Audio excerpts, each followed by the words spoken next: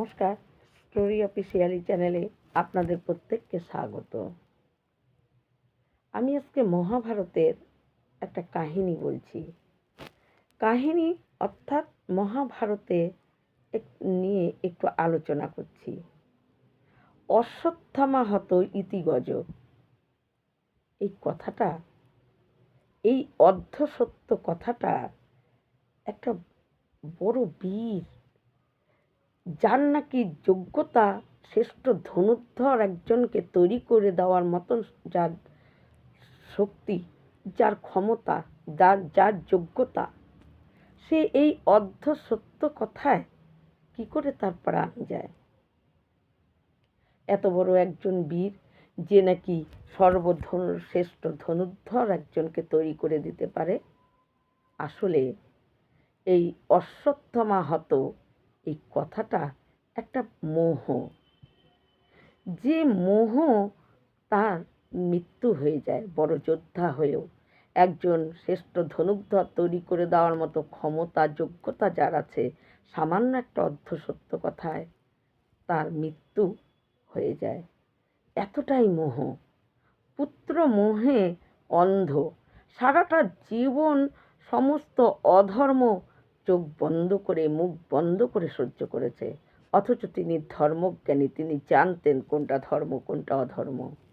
তিনি একজন ঋষি, এবং সেই রকমভাবে তিনি সমস্ত নিষ্ঠার সাথে নিজের সমস্ত কিছু শিক্ষা গ্রহণ করেও একজন যার নাকি প্রয়োজন বলতে কোনো কিছু ছিল না।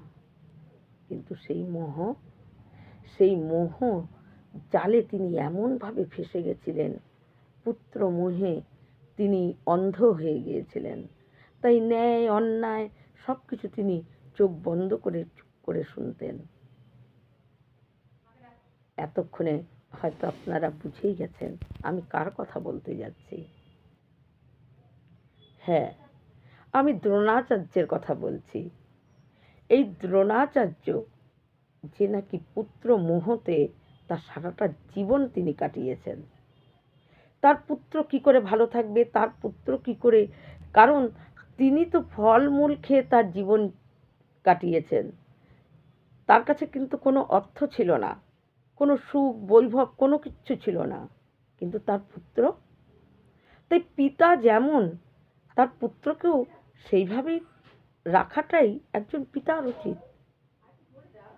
একজন ঋষি হয়ে, একজন ঋষি পুত্র, ন্যায়পরায়ণ, ধর্মপরায়ণ, সেই রকম যদি অশ্বত্থামাকে তার বানানোর চেষ্টা থাকতো, আজকে দ্রোণাচার্যের এই অর্ধ সত্য কথায় তার প্রাণ দিতে হতো না।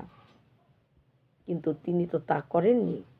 তিনি প্রথম থেকেই, তার জবের থেকে অশ্বত্থামা তার পুত্র হিসাবে জন্মেছেন, তবের থেকেই অশ্বত্থামা কি করে তাকে ভালো খাবার, বৈভব, যুবরাজদের মতন পোশাক, স্বচ্ছন্দ কি করে তাকে দেবেন, সে তার জন্য তিনি সারা জীবন নিজের সব কিছু তিনি বিক্রি করে দিয়েছিলেন। তাই অন্যায় দেখলেও তার কিছু বলার মতো ক্ষমতা ছিল না, কারণ তিনি তো নিজের সব কিছুই বিক্রি করে দিয়েছেন না। তিনি যদি গুরু হিসাবেই শুধু থাকতেন, তাহলে তিনি আওয়াজ তুলতে পারতেন যে একজন শিষ্যকে, দুর্যোধনও তার শিষ্য ছিল, তাকে বলতে পারতেন এটা তোমার অন্যায়, এটা তোমার অধর্ম। কিন্তু তিনি তো বলতে পারেননি, কারণ তাদের উপরে তিনি নির্ভর। তিনি নির্ভর না, তার পুত্র যাতে ভালো থাকতে পারে, তার পুত্র যাতে সুখ স্বচ্ছন্দ সব কিছু পায়, তার জন্য তিনি অধর্মকে চোখ মুখ বন্ধ করে তিনি সহ্য করেছেন। এই দ্রোণাচার্য সারাটা জীবন তিনি পুত্রের যাতে সুখকে দেখে গেছেন, তার জন্য আজকে আমি তারই কাহিনী বলবো। যে দ্রোণাচার্য যখন ছোট ছিল, খুব একটা বড় না, কিশোর বয়সী, যখন তিনি শিক্ষা নিচ্ছিলেন, সেই সময় পাঞ্চাল রাজ্যের রাজা ধ্রুপদ, তখন ধ্রুপদ কিন্তু রাজা ছিল না, পাঞ্চাল রাজ্যের ধ্রুপদের পিতা রাজা ছিল। তাই ধ্রুপদ আর দ্রোণাচার্য তারা দুজন একই সঙ্গে শিক্ষা লাভ করেছিলেন এবং তাদের দুজনের মধ্যে এতটা মিত্রতা ছিল। তাই ধ্রুপদ যখন তাদের শিক্ষা শেষ হয়ে যায় তখন যে যার জায়গায় চলে যাবে। তাই ধ্রুপদ তার আগে বলেছিল দ্রোণাচার্যকে, ধ্রুপদই কিন্তু বলেছিল যে আমার পিতার মৃত্যুর পর ওই পাঞ্চাল রাজ্যের রাজা হব আমি, কিন্তু আমি রাজাই হই আর যাই হই, তোমার আর আমার কিন্তু মিত্রতা এই একই রকম থাকবে। তোমার আর আমার মিত্রতা কোনো দিন নষ্ট হবে না।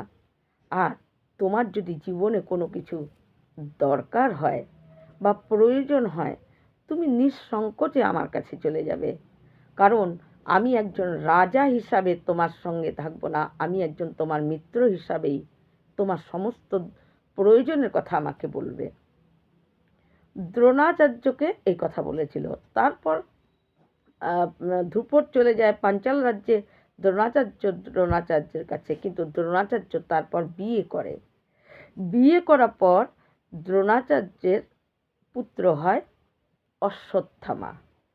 তাই অশ্বত্থামা যখন পুত্র হিসাবে পুত্র হয় দ্রোণাচার্যের তখন ভাবে যে আমি তো ফল মূল খেয়ে আমার জীবন চলে যায়, কিন্তু আমার পুত্রর জন্য কিছু অর্থের দরকার, কারণ পুত্রকে যাতে ভালোভাবে ভালো পোশাক, ভালো খাবার দাবার এবং সুখ স্বচ্ছন্দ তাকে দিতে পারি, তার জন্য তার কিছু অর্থের দরকার হয়ে যায়। সেই সময় পরশুরাম তিনি তার শক্তি বলে কোনো রাজাকে পরাস্ত করে সেই রাজার ধন সম্পদ তিনি নিজের কাছে একটা কোনা করিও রাখতেন না। তিনি কি করতেন, সেগুলো সমস্ত মুনি এবং যাদের প্রয়োজন তাদের মধ্যে তিনি সম্পূর্ণটা বিতরণ করে দিতেন। এই কথা দ্রোণাচার্য জানতে পারে। দ্রোণাচার্য তখন ভাবে যে পরশুরাম তো কোনো রাজাকে পরাস্ত করে তার ধন সম্পদ এগুলো দান করে, তা কেননা পরশুরামের থেকে আমি একটু দান নিয়ে আসি যাতে আমার পুত্র ভালোভাবে থাকতে পারে।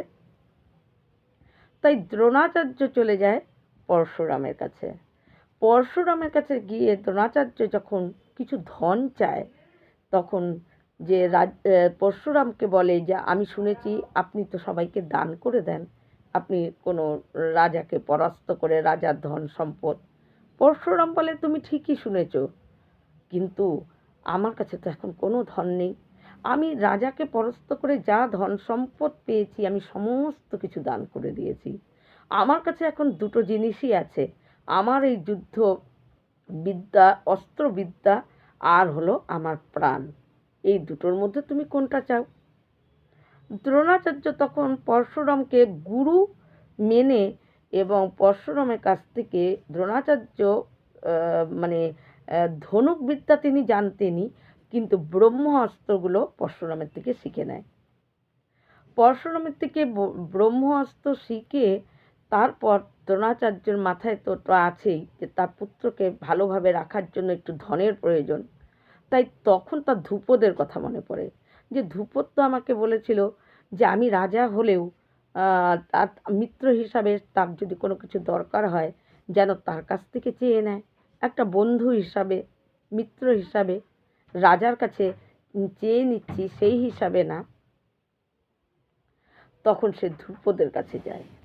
ধ্রুপদের কাছে যাওয়ার পর যখন দ্বারপালরা, ধ্রুপদ তখন তার পিতার মৃত্যু হয়ে গেছে, পাঞ্চাল রাজ্যের রাজা তখন ধ্রুপদের কাছে যখন দ্বারপালরা গিয়ে বলে একজন যোগী, একজন সন্ন্যাসীর মতন ব্রহ্মচারী সে এসে আপনাকে মিত্র হিসাবে বলছে, তার পরিচয় দিচ্ছে আপনি নাকি সে নাকি আপনার মিত্র, তখন ওই ধ্রুপদ বলে তাকে নিয়ে আসো। তখন দ্রোণাচার্য যখন আসে তখন বলে হে পাঞ্চাল রাজ ধ্রুপদ, তুমি কেমন আছো? একজন রাজার নাম দ্রোণাচার্য উচ্চারণ করে, তাই ধ্রুপদের মান সম্মান তার চলে যায়। বলে কি আমি একজন পাঞ্চাল রাজ্যের রাজা, আর তুমি আমার নাম উচ্চারণ করছো। তখন দ্রোণাচার্য বলে, তুমি তো বলেছিলে যে তুমি রাজা হলেও তুমি আর আমি মিত্রই চিরদিন, তাই মিত্র হিসাবে আমি তোমার নাম নিয়েছি। কিন্তু ধ্রুপদ কোনো কথা শুনতে চায় না, বলে ভিখারি কোনো দিন রাজার মিত্র হয়? তুমি কি করে ভাবলে যে একজন ভিখারি রাজার মিত্র হতে পারে? এই রকম করে দ্রোণাচার্যকে অপমান করে। দ্রোণাচার্য তখন চুপ হয়ে যায়, কোনো উত্তর না দিয়ে। কিন্তু দ্রোণাচার্যের ভিতরে একটা জ্বালা, ধ্রুপদের প্রতি যে অপমানিত যে জ্বালা, সেই জ্বালাটা তার হৃদয়ে থাকে। দ্রোণাচার্য সেখান থেকে চলে আসে, হস্তিনাপুরে আসে। হস্তিনাপুরে যখন দ্রোণাচার্য আসে, কিন্তু সেই সময় হস্তিনাপুরেরই এক জায়গায় গোপনভাবে তার স্ত্রী ছিল, তাই দ্রোণাচার্য হস্তিনাপুরে আসে। দ্রোণাচার্য একদিন যাচ্ছে, তখন দেখে পাণ্ডব আর পঞ্চ পাণ্ডবেরা আর কৌরবেরা 100 জন, তারা ওই যুবরাজরা একসঙ্গে খেলা করছে, ডান্ডা গুলি এগুলো খেলা করছে। এই খেলতে খেলতে তাদের ডান্ডাগুলি কুয়োতে পড়ে যায়। পঞ্চ পাণ্ডব আর কৌরবেরা, ওই যুবরাজেরা, তারা সবাই একসঙ্গে কুয়োর থেকে কোনোভাবেই তারা তাদের ডান্ডাগুলি উঠাতে পারছে না। তারা নানা রকম চেষ্টা করছে, কিন্তু সেই পর্যায়ে যখন দ্রোণাচার্য যায়, দ্রোণাচার্য তখন বলে যে, হে বালক, কি হয়েছে? তোমাদের খেলনার ডান্ডাগুলি কুয়োতে পড়ে গেছে, তোমরা উঠাতে পারছো না? তারা বলে যে না, আমরা পারছি না। তখন বলে কি, এর জন্য অস্ত্র শিক্ষা এবং যুদ্ধ মানে অস্ত্রবিদ্যা শিখতে হয়। দেখো, আমি তোমাদের ডান্ডাগুলি তুলে দিচ্ছি।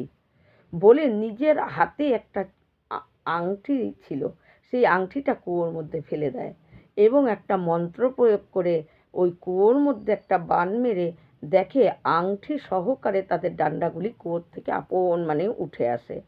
এটা দেখে কৌরবেরা এবং পাণ্ডবেরা তারা খুব খুশি হয় যে তাদের খেলার ডান্ডাগুলি সে উঠাতে পেরেছে, এবং মন্ত্রশক্তির দ্বারা তারা এসে পিতামহ ভীষ্মকে বলে যে, পিতামহ, আমরা আজকে খেলছিলাম, আমাদের ডান্ডাগুলি কুয়োতে পড়ে যায়, কিন্তু একজন ঋষি সে আমাদেরকে তার মন্ত্রবিদ্যার দ্বারায় সে মানে যুদ্ধ বিদ্যা তিনি জানেন, অস্ত্রবিদ্যার দ্বারায় তিনি আমাদের ডান্ডাগুলি কুয়োর থেকে তুলে দেয়। তাই অস্ত্রবিদ্যা আমরাও যাতে এরকম পারি, তার মতন অস্ত্রবিদ্যা শিখতে পারি না, তার জন্য। তখন এই কথা যখন বলে, তখন পিতামহ ভীষ্ম বলে, আচ্ছা দাঁড়াও।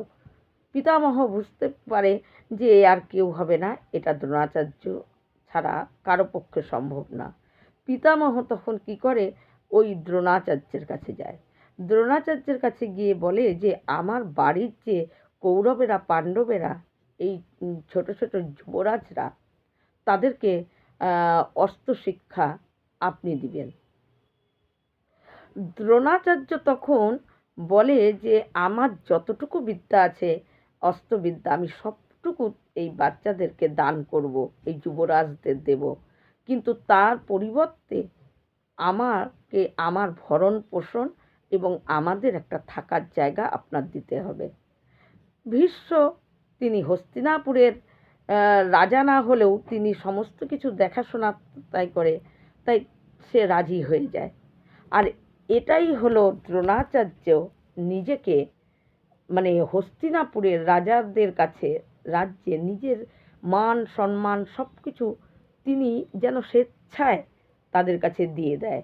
কারণ তিনি যদি গুরু হিসাবে শিক্ষাদান করতেন, তার পরিবর্তে খালি গুরু দক্ষিণা হিসাবে অর্থ নিতেন, সেটা ছিল আলাদা ব্যাপার। তার একটা তাদের অন্যায় দেখলে, তাদের অধর্ম দেখলে তিনি মুখ খুলতে পারতেন, কিন্তু তিনি প্রথমেই যাতে তার পুত্র অশ্বত্থামা সেও রাজ মানে যুবরাজদের মতন তাদের সাথেই লালন পালন এবং সুখ স্বচ্ছন্দে লালন পালন হতে পারে, সেই আশায় তিনি নিজের সব কিছুই যেন তাদের কাছে বিক্রি করে দেন। আর সেখানে ভীষ্ম, পিতামহ ভীষ্ম তাদেরকে ঘর এবং থাকার জায়গা এবং তাদের ভরণ পোষণ সমস্ত কিছুর দায়িত্ব নিয়ে নেয়।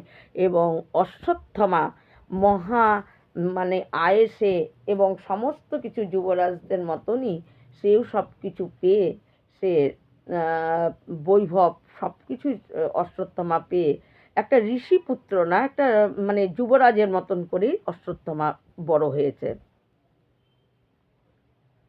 কারণ দ্রোণাচার্য তার পুত্রের প্রতি এই মোহই তার সবচাইতে জীবনের, তার অন্তিম দিনেও এই মোহতেই তার মৃত্যু হয়েছে। কেন? তিনি একজন ঋষি পুত্র হিসাবে ন্যায়পরায়ণ ধর্মপরায়ণ যদি তিনি বানাতেন তার পুত্রকে, তাহলে কি অশ্বত্থামার কিছু নাম কম হতো? কিন্তু তিনি সেটা ভাবেননি। তিনি ওই কৌরব এবং পাণ্ডবদের মতন ওদের মতন রাজ্যের সুখ বৈভব সব ভোগ করানোর জন্য তিনি এই কাজ করে দেন। আর যার জন্য তিনি অন্যায় দেখেও মুখ খুলতে পারেননি। কোনো দিন একজন গুরু হিসাবে, নিরপেক্ষ হিসাবে তিনি ধর্ম কোনটা আর অধর্ম কোনটা সেটা যে বলবে, সেই জায়গাটা তিনি নিজে হাতে নষ্ট করেছেন তার মোহ, পুত্র মোহতে। তারপর যখন দ্রোণাচার্য কৌরব পাণ্ডবদেরকে নিয়ে অস্ত্রবিদ্যা শেখাতে যায় এবং তাদেরকে শিক্ষাদান করে, কিন্তু তাদের মধ্যে অর্জুনকে দেখে অভ্যাস। অর্জুনের শিক্ষা, গুরুর প্রতি ভক্তি, তার প্রতিভা, তার অভ্যাস ছিল সবার থেকে আলাদা। অর্জুন দিন রাত খেটে তার অভ্যাস করতো অনবরত।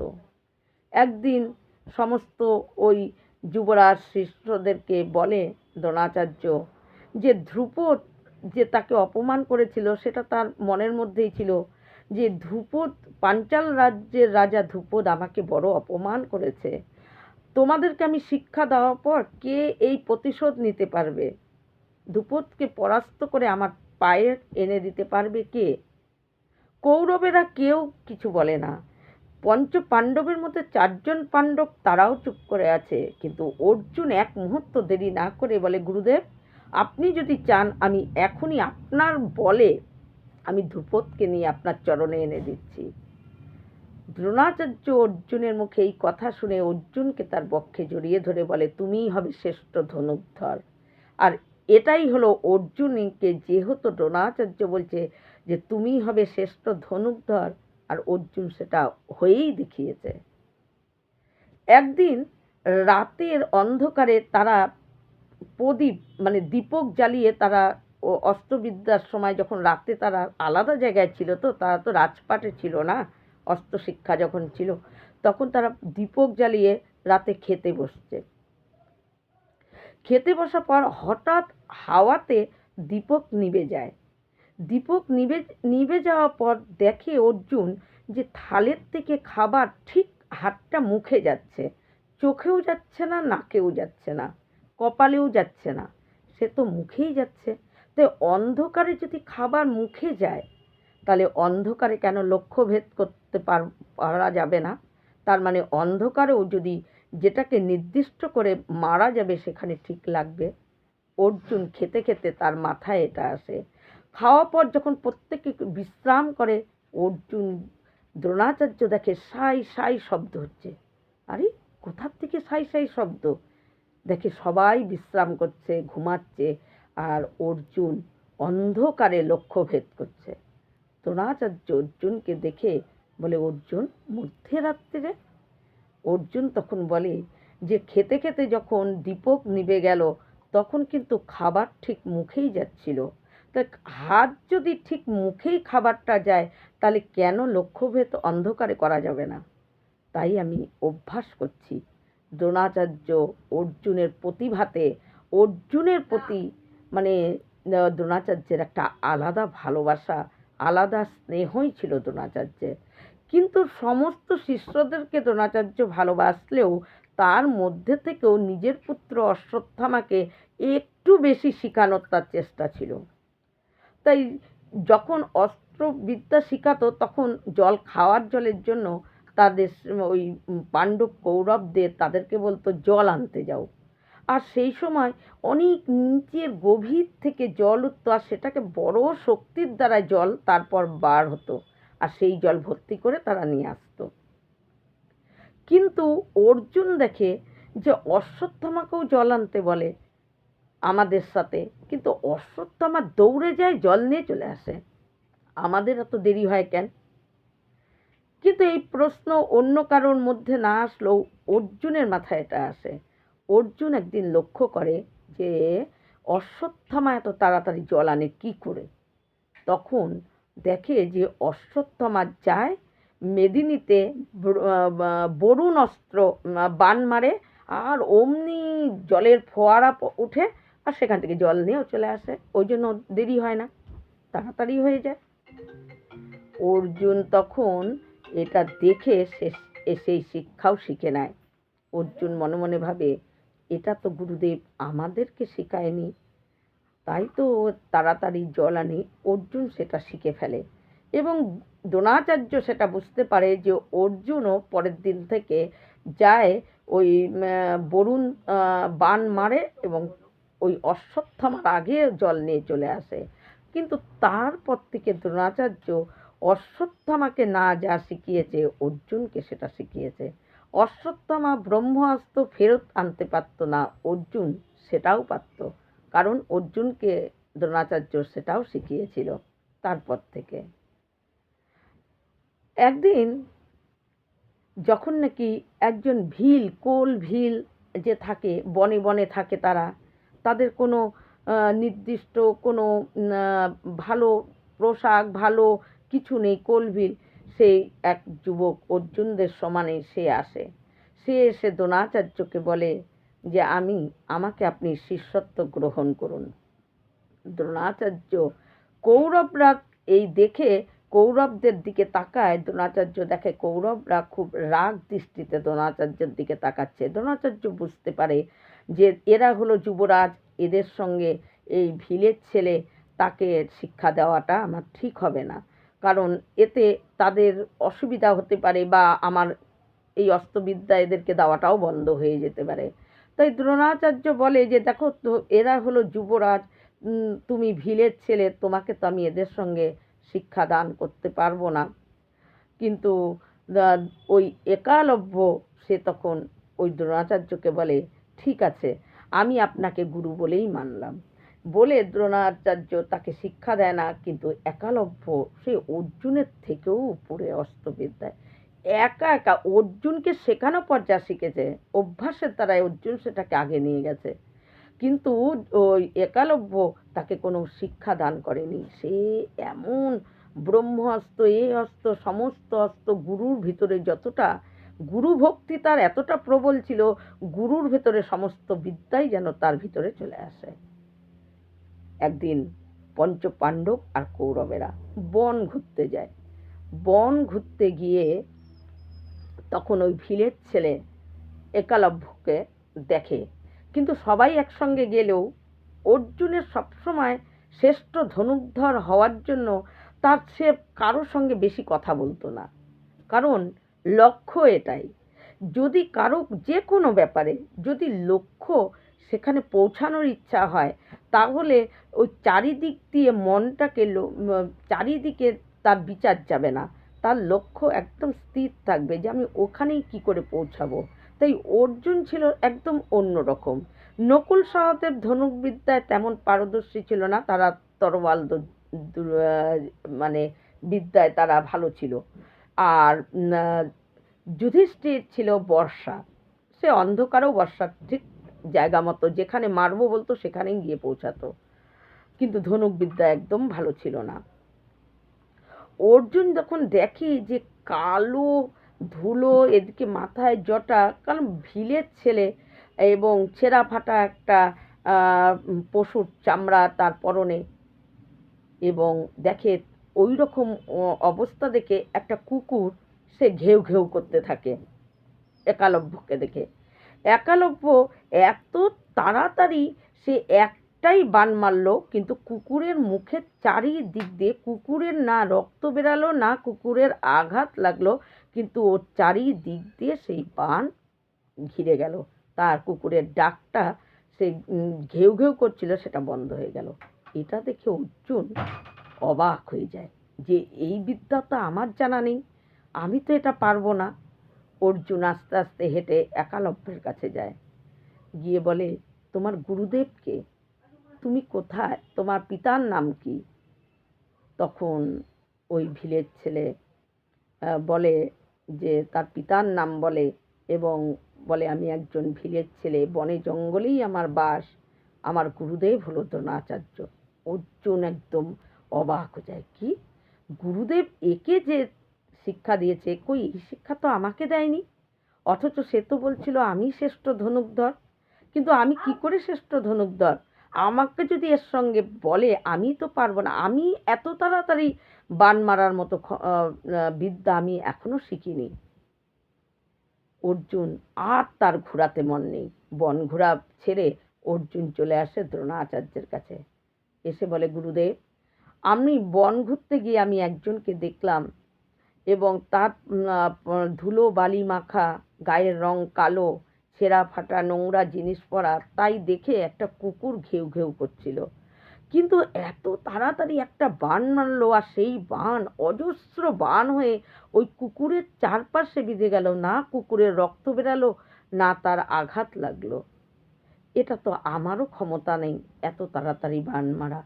কিন্তু আমি যখন জিজ্ঞাসা করলাম তোমার গুরুদেবকে, তখন তো আপনার নাম বলল, কিন্তু আপনি তো বলেছিলেন আমি হব শ্রেষ্ঠ ধনুর্ধর, কিন্তু কি করে, আমি তো ওর সঙ্গে পারবো না। তখন দ্রোণাচার্য বলে, চলো তো অর্জুন আমাকে নিয়ে।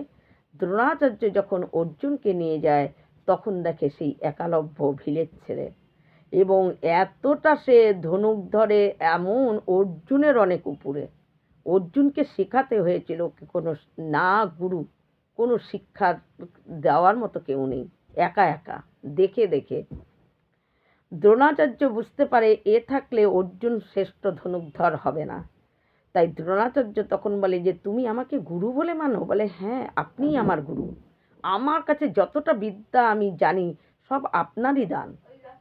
এই কথা যখন বলে, তাহলে বলে, গুরু দক্ষিণা দাও।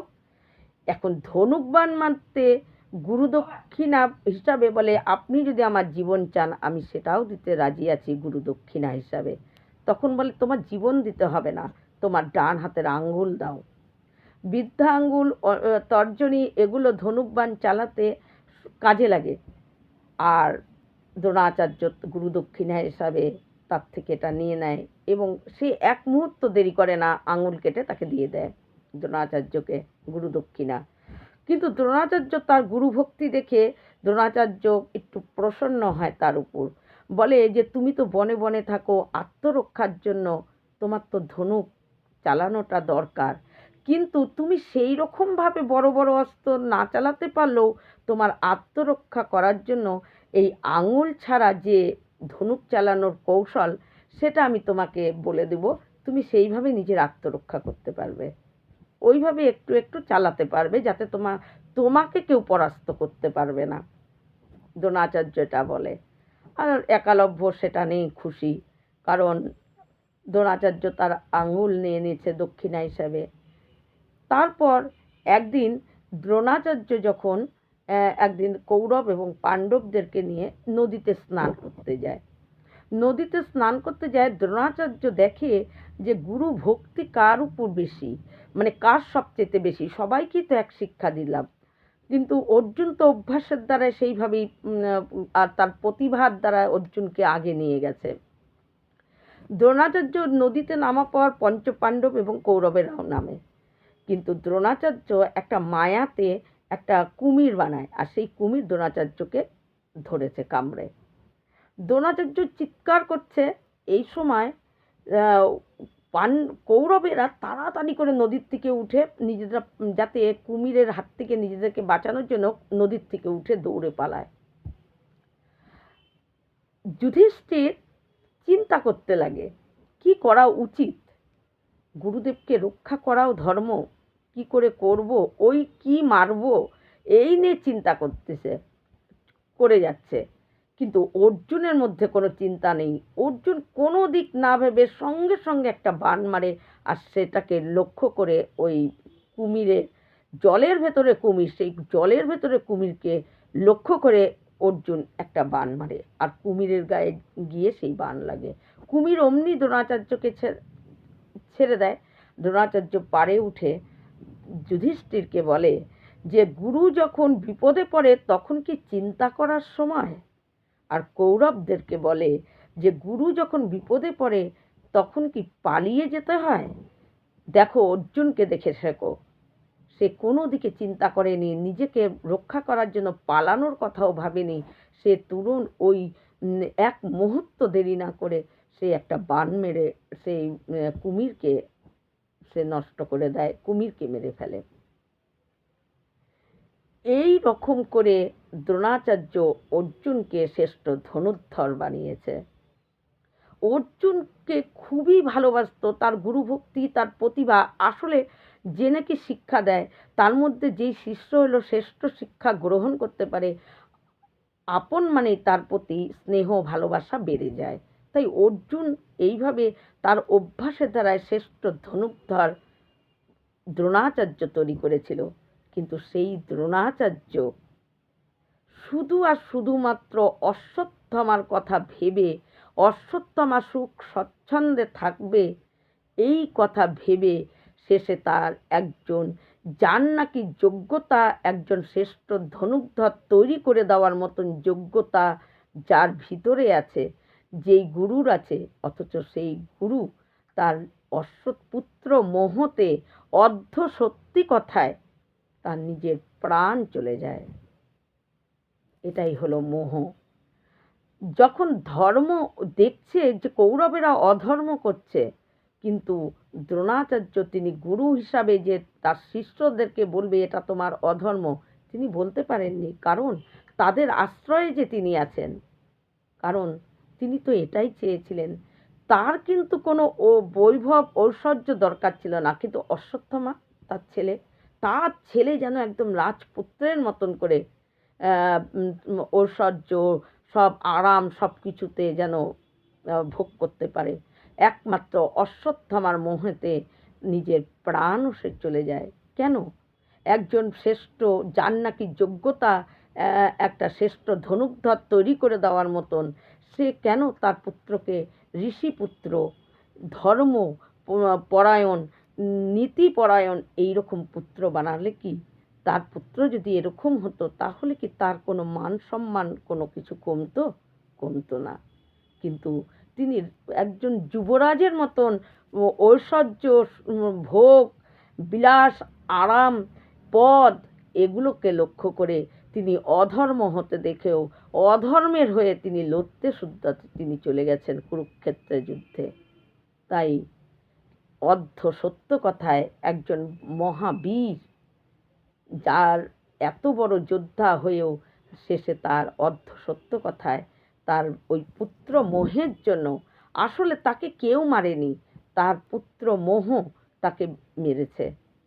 যখনই অশ্বত্থামা হতো, পিছনেরটুকু শোনার মতো তার ধৈর্য নেই, সাথে সাথে সে অস্ত্র ছেড়ে দেয়, কারণ তার মোহ তাকে মেরেছে। তাই ভগবান শ্রীকৃষ্ণ অশ্বত্থামার দ্রোণাচার্যের মৃত্যুর পর যখন কৃষ্ণকে জিজ্ঞাসা করেছিল, মাধব আমার কি দোষ, তখন ভগবান শ্রীকৃষ্ণ দ্রোণাচার্যকে বলেছিল যে তোমাকে কোনো অস্ত্র মারবে সেরকম অস্ত্র এখন অবধি পৃথিবীতে জন্মায়নি, তোমাকে তো মেরেছে তোমার মোহ, তোমার পুত্র মোহ। তাই একজন বীর হয়েও তার এইভাবে মৃত্যু হয়েছে। এই রকম ভিডিও পাওয়ার জন্য আমার চ্যানেলটিকে সাবস্ক্রাইব করবেন। নমস্কার।